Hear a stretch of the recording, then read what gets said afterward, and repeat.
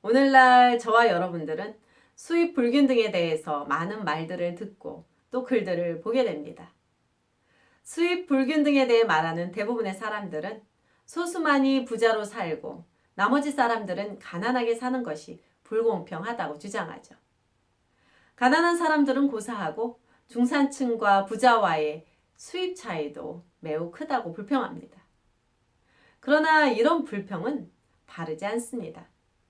실제적으로 수입 불균등은 자유시장 경제에서 매우 정상적인 결과이고 불가피한 것이기 때문입니다. 이것은 우리들의 일상생활에서도 증명되는 것입니다. 개개인의 경제활동은 그들 자신의 삶에 대해서 각자가 내린 결정에 의해 이루어집니다.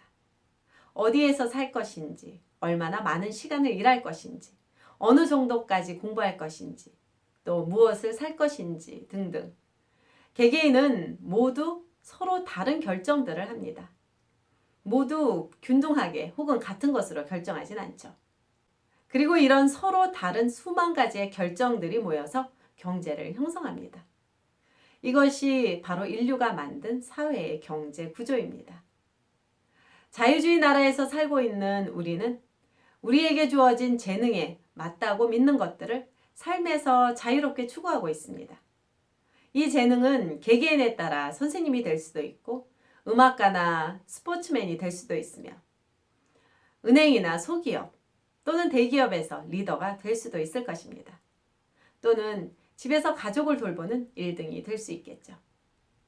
그 일이 무엇이든지 간에 우리는 스스로가 자유롭게 선택한 결정들에 의해 우리들의 삶을 즐겁게 하고 동기를 부여하며 의미 있게 살아가도록 만들고 있습니다. 어떤 직업을 택할 것인가 그 자체에서도 불균등이 나타나는 것을 우리는 볼 수 있습니다. 교육을 어느 정도까지 받을 것인가에 대해서도 모든 개개인의 선택은 불균등하게 나타납니다. 이런 불균등은 우리가 서로 다르기 때문에 나타나는 당연한 결과이죠. 우리는 서로 다른 재능과 다른 성격을 가지고 있고 또 서로 다른 기질과 다른 야망을 가지고 있기 때문입니다. 이것은 자유로운 경제 체제에서 나타나는 지극히 정상적인 현상입니다. 각 개인은 각자의 능력에 맞는 기회를 찾을 수 있고 이것이 바로 개개인이 다른 사람들과 구별하게 만드는 요소이기도 하죠. 한 개인이 잘하는 것이 무엇인지를 발견하고 열심히 개발한다면 그 사람은 자신의 그 뛰어난 분야에서 성공할 것입니다. 때로는 많은 돈을 벌 수도 있겠죠.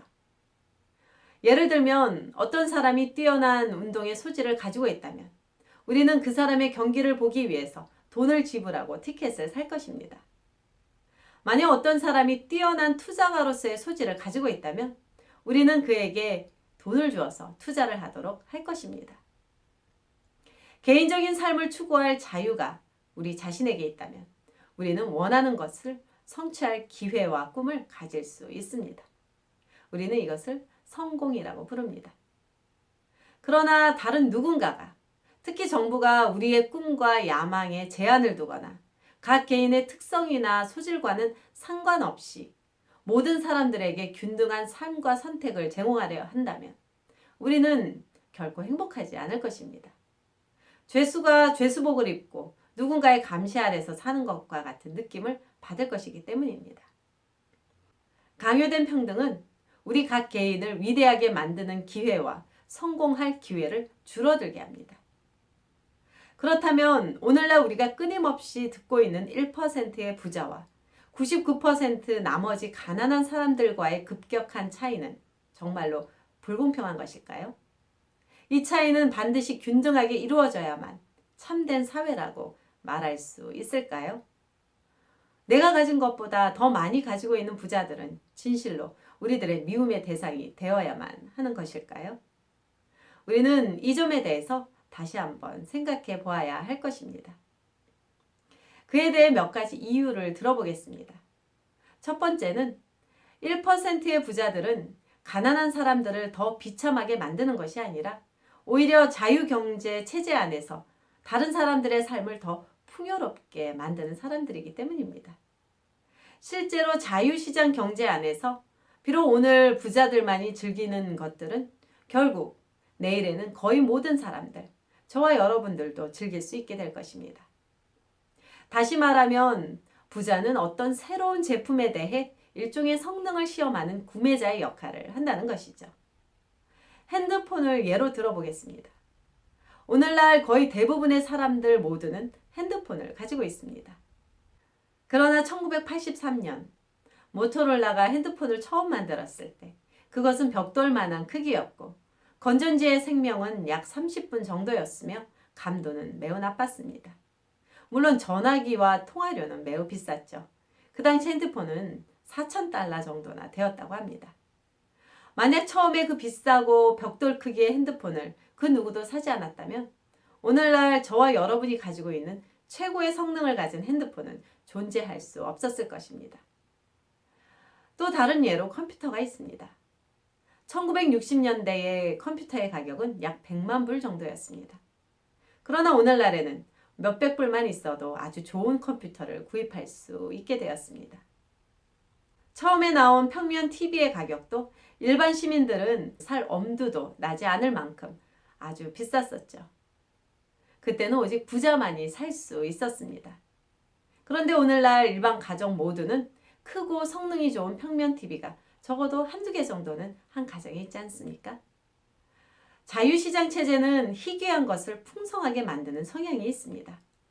전에는 부자라는 소수에게만 한정되었던 것이 시간이 지나면서 모든 사람들이 구입할 수 있도록 만들 수 있게 되죠.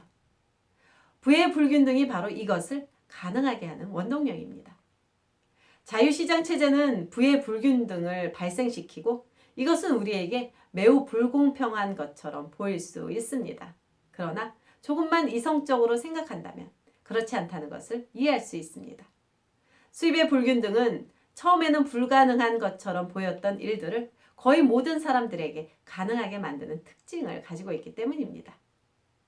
창의력이 넘치는 사람들로 하여금 새로운 것에 도전을 하도록 용기를 주고 또 실제로 이런 것들을 추구할 수 있도록 개개인들에게 자유를 제공합니다. 결국 그들의 노력과 재능과 또 성과에 대한 보상을 해주는 셈이죠. 다시 말하면 수입 불균등은 개인의 자유와 기회, 개발이 자유시장 체제에 투자되었다는 것을 의미합니다. 여기서 한 가지 우리가 명심해야 할 것이 있습니다. 1%의 부자는 고정된 것이 아니라는 점입니다. 언제든지 새로운 회원을 환영합니다. 또 좋은 삶을 살기 위해서는 꼭 1%의 부자에 들어가야만 하는 것도 아니라는 점입니다. 가장 중요한 것은 부자가 된다는 것에 있는 것이 아니라 원하는 사람이라면 누구든지 부자가 될 수 있다는 것이죠. 핸더슨 신학대학교 김혜수다였습니다.